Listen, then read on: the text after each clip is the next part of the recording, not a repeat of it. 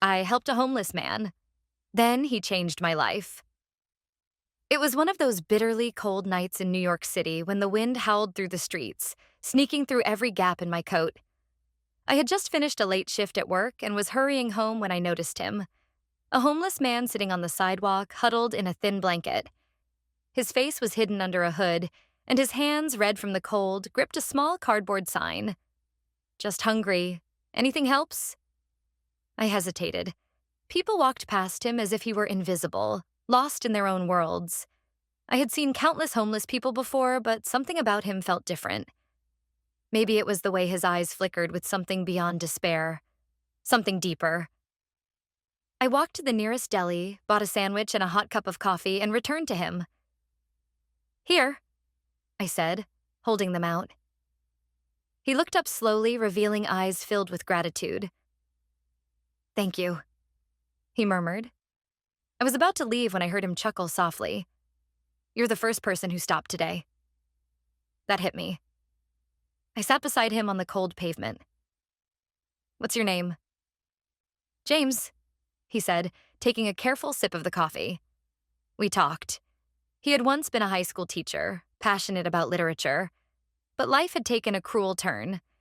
His wife's sudden death, depression, losing his job, then his home. Now he was just trying to survive. That night changed something in me. I couldn't just walk away. Over the next few weeks, I met James regularly, bringing food and clothes. I even helped him find a shelter. But what surprised me the most was how much he taught me in return. James spoke about life, about the beauty of books and poetry, about resilience and hope. He reminded me to slow down, to be present, to appreciate the small things I had taken for granted. One day, he pulled out a worn notebook from his backpack. "I've been writing again," he said shyly. "Would you read some?" His words were beautiful, raw, powerful, full of depth. Inspired, I reached out to an old friend in publishing who was moved by James's story and talent. With some effort, we got his poetry published. A year later, James was no longer homeless.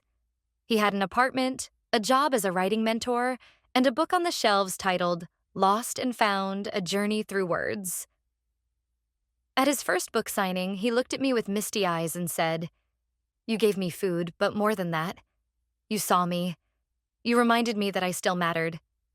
I smiled. "You did the same for me."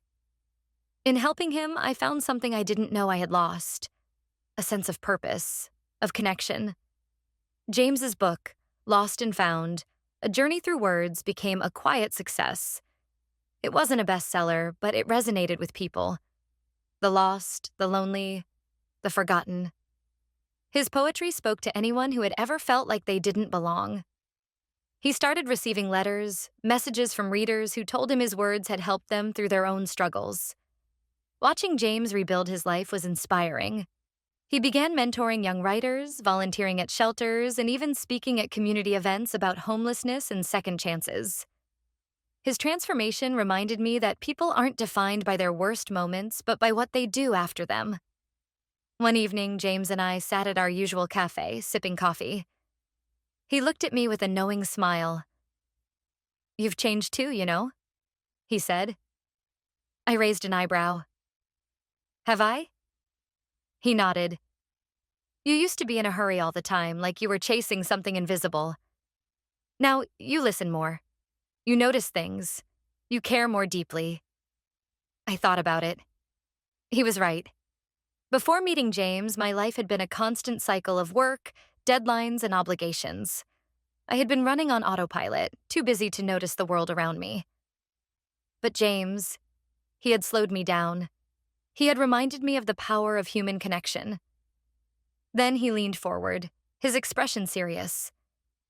"I think it's time you take a risk, my friend." "A risk?" I asked, confused. "You've been helping me chase my dreams, but what about yours?" That question struck me. I had always loved writing, but I had never pursued it seriously. I had buried that dream under practicality and routine. But James was right. What was I waiting for? That night, I dusted off an old notebook and started writing again. I wrote about my journey, about James, about the way one small act of kindness can ripple into something bigger than you ever imagined. Months passed, and I sent my manuscript to a few publishers. Rejection after rejection came, but James kept encouraging me. "Keep going," he said. "Your words matter." Then, one day, an email arrived. An acceptance. A small publishing house loved my story and wanted to turn it into a book. When my book finally hit the shelves, James was the first person I called. He met me at the bookstore, beaming with pride. "See?" he said, patting my shoulder. "Told you." As we stood there, surrounded by shelves full of stories, I realized something. James had changed my life just as much as I had changed his. And all of it had started with a sandwich and a cup of coffee. As my book gained attention, something unexpected happened. People wanted to hear our story. Not just my version, but our journey. News outlets picked it up, podcasts invited us to speak, and even schools reached out, asking us to share our experience with students. James and I found ourselves traveling across the country, speaking at community centers, colleges, and shelters. We weren't just telling a story about kindness. We were showing people that second chances were real, that one moment of compassion could change an entire life. One evening, after a speaking event at a university, James and I sat outside watching the sunset paint the sky in hues of orange and pink. He was quiet, lost in thought. "What's on your mind?" I asked. He exhaled slowly. "I never thought I'd get to live again. For so long, I felt invisible. Like the world had moved on without me." I placed a hand on his shoulder. "But you were never invisible, James. The world just needed to slow down and notice."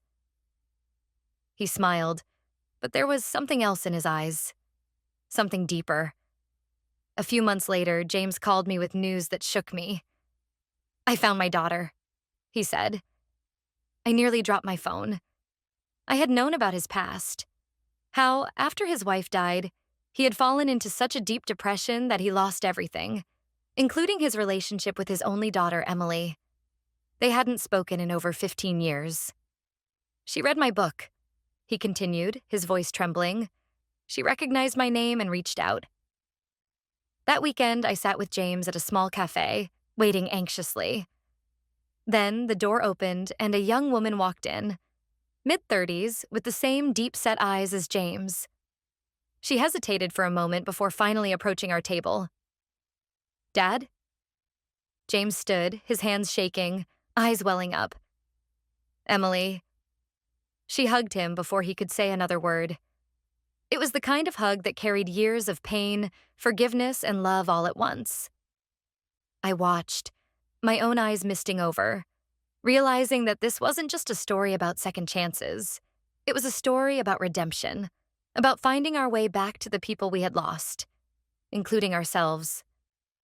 As James and Emily reconnected, I reflected on everything that had happened since that cold night when I first gave him a sandwich and coffee. I had set out to help someone, but in the end, he had helped me just as much, maybe even more. Sometimes the smallest act of kindness doesn't just change one life. It creates ripples that go on forever. And for that, I would always be grateful. In the months following James' reunion with his daughter, everything seemed to fall into place for him. He moved into a small apartment near Emily's home, and for the first time in years, he had family again.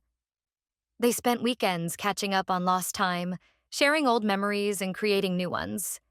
But for me, something felt unfinished. One evening, James and I sat on a park bench, watching the city lights flicker. He sipped his coffee slowly, savoring it as he always did. "You've been quiet lately," he said, glancing at me. I hesitated before answering. "I feel like I should be doing more." He chuckled. "You helped change my life. Isn't that enough?" "It's not just about you," I admitted. "After everything we've been through, I can't stop thinking about the others. The people we pass on the street every day. The ones who haven't been helped yet." James nodded, understanding. Then maybe it's time to do something about it. That night, I stayed up researching homelessness, reading about the gaps in the system, the lack of resources, and the stories of those still struggling. The more I learned, the more I knew I couldn't just walk away from this. A few weeks later, I told James my idea: a foundation dedicated to helping homeless individuals rebuild their lives, not just with food and shelter, but with education, mentorship, and job placement. He grinned. "You really don't do things halfway, do you?" "I learn from the best," I said, nudging him. With James's help, we launched the Second Chance Initiative, a program designed to connect homeless individuals with opportunities. We partnered with local businesses, shelters, and community leaders to provide workshops, career training, and mental health support. At first, it was slow. Finding funding, getting people to believe in the idea, it was a struggle. But every time we helped someone get off the streets, every time we saw someone like James find hope again, we knew it was worth it. One day, James stood before a room full of people at one of our foundation's events. He looked out at the crowd, some homeless, some volunteers, some donors, and took a deep breath. "A few years ago, I was sitting on a street corner, invisible to the world," he said. And then someone stopped. Just one person. He didn't just give me food. He saw me. And because of that moment, I got my life back. He turned toward me and smiled. "So now I ask all of you, who will you stop for? Whose life will you change?" The room was silent for a moment. Then, one by one, people stood, clapping. Some wiped away tears. Others looked at us with determination, ready to help. And at that moment, I realized this wasn't just about me and James anymore. It was about something bigger, a movement. A reminder that kindness, no matter how small, has the power to change everything. As I looked at my friend, once a homeless man, now a mentor, an author, and an advocate, I knew that neither of us would ever be the same, and I wouldn't have it any other way. The success of the Second Chance Initiative grew beyond anything James or I had imagined. What started as a small effort to help a few people soon became a nationwide movement. Donations poured in, volunteers signed up, and cities across the country reached out, wanting to replicate our model. James and I traveled, sharing our story, meeting people who had been impacted by our work. Every city had its own challenges, but one thing remained constant. There were always people willing to help if given the opportunity. One evening, as we sat in the office of our newly expanded foundation, James tapped a notebook on the desk. "I've been thinking," he said, his voice thoughtful. "We've told our story, but what if we helped others tell theirs?" I raised an eyebrow. "What do you mean?" "A lot of people out there have stories like mine. People who've lost everything and fought their way back. What if we collected those stories, turned them into something people had to hear?" James's idea struck something deep in me. Stories had power. His book had proven that. So we started the Voices Project, an initiative to give formerly homeless individuals a platform to share their experiences. We helped them write their stories, published their essays, and even organized live storytelling events where they could speak directly to audiences. The impact was immediate. People who had once been ignored were now being heard. Former CEOs, war veterans, single mothers, and teenagers who had aged out of foster care. All of them shared their journeys of struggle, loss, and resilience. One night, after a particularly moving storytelling event, James and I stood outside, watching the city skyline. "You ever think about how different things could have been?" he asked. "All the time," I admitted. "If I had walked past you that night..." He nodded. "Or if you had just dropped the food and left like everyone else." I let that sink in. One decision, one act of kindness. It had changed everything. Not just for him, but for me and for so many others. James smiled a little mischievously. "You know, I think it's time you write another book." I laughed. "About what?" He gestured around us. "About this. About the people we've met, the lives we've changed. About how one small moment can create something bigger than we ever imagined." I thought about it, and for the first time in a long time, I felt that familiar pull. the urge to put words to paper, to tell a story that mattered. Yeah, I said, nodding. I think you're right. And so, just like that, a new chapter began. Not just for me or James, but for everyone who had ever felt unseen, unheard, or forgotten. Because in the end, the smallest moments can start the biggest changes. And sometimes helping someone else find their way is how you truly find yourself. Life has a way of surprising you, sometimes in the best ways, and sometimes in ways that rip everything away before you even see it coming. James and I had spent years building the Second Chance initiative into something real, something that mattered. We had given people hope, rebuilt lives, and told stories that the world needed to hear. I thought we had all the time in the world to keep going. I was wrong. One evening, James and I were supposed to meet at a small cafe downtown, our usual spot. He had just finished a speaking engagement at a university, and I was running late. I sent him a text. Be there in 10. Order me the usual. He never responded. When I arrived, I found the street blocked off by police tape. There was shattered glass, flashing red and blue lights, and a small crowd gathered. My stomach tightened as I stepped closer. Then I saw him. James lay on the pavement, paramedics working frantically, his shirt soaked in blood. A bystander told me what happened. A mugging gone wrong. A desperate man, probably homeless himself, had tried to take James's bag. James, always the man with words, had tried to talk him down. The man panicked. A knife flashed. And now James was slipping away. I ran to his side, my heart pounding. James, stay with me, okay? Help is here. His eyes fluttered open, and he gave me a weak smile.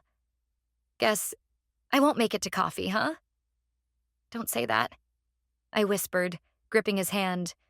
You're gonna be fine. But we both knew the truth. His breathing was shallow, his grip weaker by the second. Then, in a voice barely above a whisper, he said, Don't stop. The work. Promise me. I felt tears sting my eyes. I promise. And with one last small nod, James exhaled and was gone. The world felt different after that. Colder, unfair. For days, I walked around in a haze, questioning everything. We had worked so hard to make a difference. James had fought his way back from nothing, only for fate to take him away in the cruelest way possible. What was the point? At his funeral, the turnout was staggering.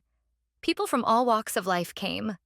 Former students, those he had helped, people who had read his book, strangers who had heard his story. They all had the same message. James changed my life. And I realized then, James wasn't truly gone. He lived in every person he had helped, every life he had touched. So I kept my promise. I didn't stop the work. I wrote another book. Not just about James, but about all the people like him.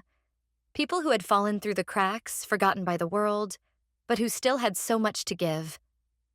Years later, the Second Chance initiative had expanded across the country, helping thousands. Every shelter we opened, every job we helped someone secure, every life we changed. I saw James in all of it.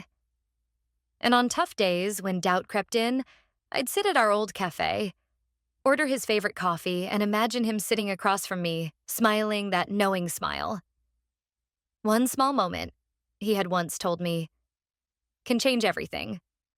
And I knew he was right. Because even in death, James had done just that.